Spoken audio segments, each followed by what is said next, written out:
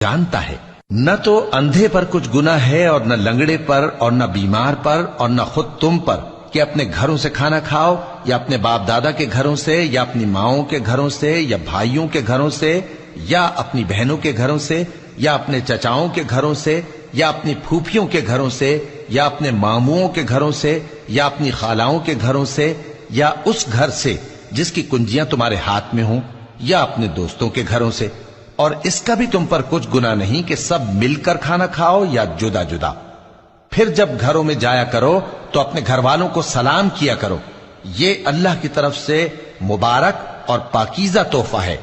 اس طرح اللہ اپنی آیتیں کھول کھول کر بیان فرماتا ہے تاکہ تم سمجھو۔ مومن تو وہ ہیں جو اللہ پر اور اس کے رسول پر ایمان لائے، اور جب کبھی ایسے کام کے لیے جو جمع ہو کر کرنے کا ہو پیغمبر کے پاس جمع ہوں تو ان سے اجازت لیے بغیر چلے نہیں جاتے۔